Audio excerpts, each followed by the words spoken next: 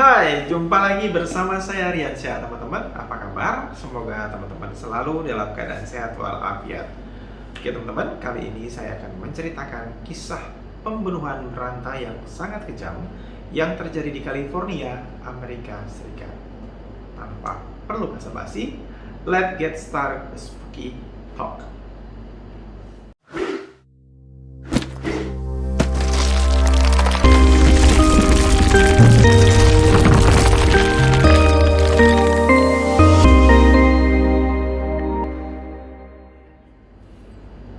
Pada rentang waktu tahun 1984 sampai dengan 1985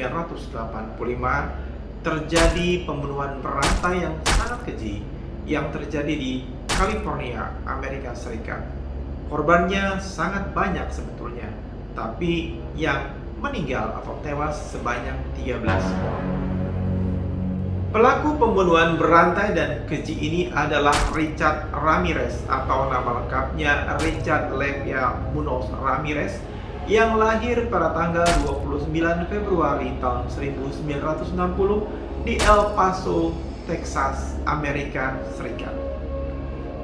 Menurut informasi, pada saat Richard berusia 12 tahun, salah seorang sepupunya yang merupakan veteran Perang Vietnam menunjukkan foto-foto wanita Vietnam yang merupakan korban dari perkosaan dan pembunuhan yang terjadi pada saat Perang Vietnam.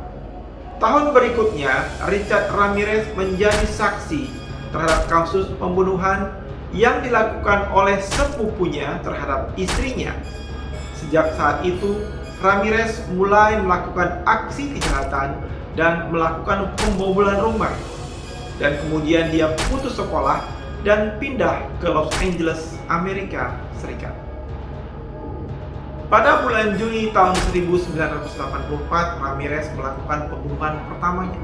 Korbannya adalah seorang wanita berusia 79 tahun. Ramirez memperkosa dan menikam korban hingga meninggal. Sebagian besar korban pembunuhan yang meninggal terjadi di Los Angeles. Sebetulnya korban Ramirez tidak hanya 13 orang, tapi yang meninggal akibat kejahatan yang dilakukan oleh Ramirez ada 13 orang. Sisanya mereka selamat tapi mengalami trauma yang cukup berat karena Ramirez melakukan pemerkosaan dan pelecehan seksual terhadap korbannya. Pada waktu itu, kejadian pembunuhan berantai ini dikenal dengan nama Night Stalker atau penguntit malam hari. Warga di sekitar Los Angeles menjadi ketakutan dengan kejadian ini. Mereka membeli senjata api untuk melindungi diri.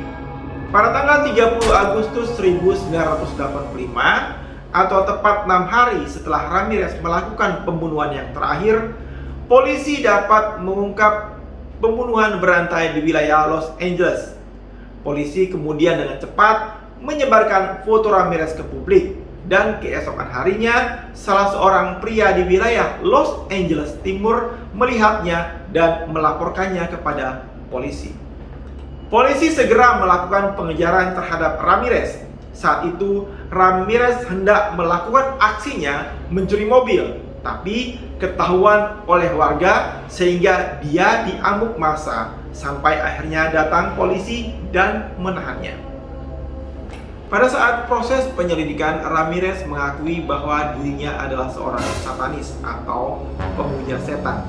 Ramirez membuat berbagai referensi tentang setan pada saat proses hukumnya. Persidangan dimulai pada awal tahun 1989. Dan pada bulan September, Ramirez dituntut hukuman mati atas 13 pembunuhan dan kejahatan lainnya. Hampir 2 bulan kemudian, Ramirez divonis mati dengan hakim menyatakan bahwa kejahatannya penuh dengan kekejaman dan tidak berperasaan. Kekejamannya tidak dapat dinalar oleh pikiran manusia.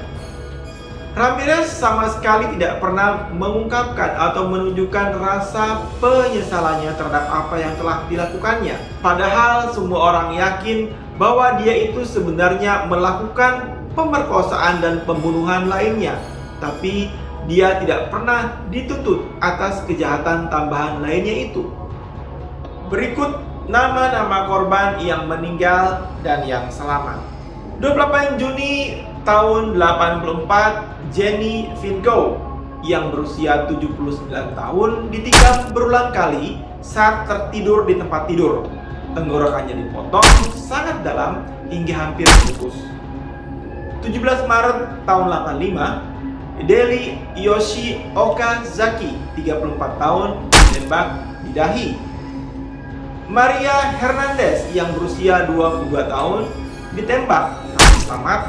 Pada hari yang sama, Sai Lian Pernikaiu ditarik keluar dari mobilnya dan ditembak 2 kali secara fatal. 27 Maret tahun 85, Vincent Charles Zazara dan Maxine Lavenia Zazara, keduanya ditembak. Setelah Maxine meninggal, Richard memutilasi tubuhnya dengan pisau dan mencungkil matanya. 14 Mei 85, Bill Doy ditembak mati dan Lillian Doy diperkosa. 29 Mei 85, Mabel Ma Bell, 83 tahun, dan saudara perempuannya yang cacat, Florence Nettie Lang, 81 tahun, diikat dan dipukul. Florence dicekik dengan tali dan diperkosa. Mereka ditemukan dalam keadaan koma dan Mabel meninggal. 30 Mei tahun 85, Carol Kylie, 42 tahun, dan putranya diikat. Carol diperkosa. 2 Juli 85, Mary Louise Cannon ditikam berulang kali dan meninggal. 5 Juli 85, Whitney Bennett, 16 tahun, diserang saat tidur. Tapi ketika Richard mencoba mencekiknya dengan kabel telepon, dia melihat percikan api keluar yang membuatnya berpikir Yesus menyelamatkannya dan dia melarikan diri. Dia selamat tapi mengalami luka parah. 7 Juli 85, Joyce Lucille Nelson, 61 tahun, dipukuli di rumahnya. Sophie Dickman ditahan di bawah todongan senjata dan Richard berusaha memperkosanya. 20 Juli 85, Maxon dan Lela Neddy diserang, lalu ditembak. Dia terus memutilasi tubuh mereka. Pada hari yang sama, dia menembak Kenerok Kovanant dan memperkosa Somkit Kovanant. 6 Agustus 85, Christopher dan Virginia Peterson ditembak tetapi selamat. 8 Agustus 85, Sakina dan Elias Abowat, keduanya diserang. Dengan Elias ditembak mati dan Sakina diperkosa. 18 Agustus 85, Peter dan Barbara Penn sama-sama terbunuh dan Barbara diperkosa.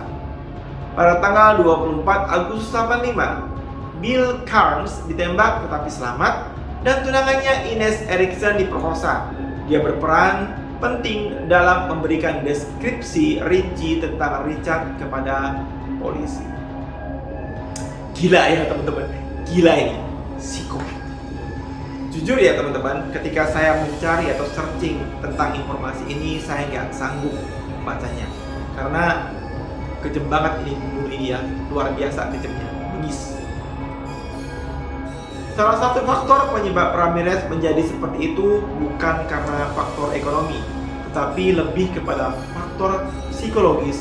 Karena pada saat remaja, Ramirez melihat langsung dengan mata kepalanya sendiri sepupunya membunuh istrinya. Sudah jelas teman-teman, orang yang seperti Ramirez ini memiliki kelainan jiwa atau psikopat. Ngeri ya teman-teman ya. Kita sendiri tidak pernah mengetahui secara kasat mata orang yang terdekat dengan kita ini memiliki kelainan jiwa atau psikopat. Ya, justru kadang-kadang tindakan kejahatan atau pembunuhan terjadi dan dilakukan oleh orang yang kita kenal. Nah teman-teman, demikian tadi cerita tentang Richard Ramirez, seorang pembunuh berantai di California, Amerika Serikat. Semoga cerita tadi dapat menambah wawasan teman-teman semua. Tentu saja bisa juga menghibur teman-teman semua. Sebelum saya akhiri, jangan lupa untuk subscribe channel saya Riansyah Official, berikan komen, dan like. Sampai jumpa.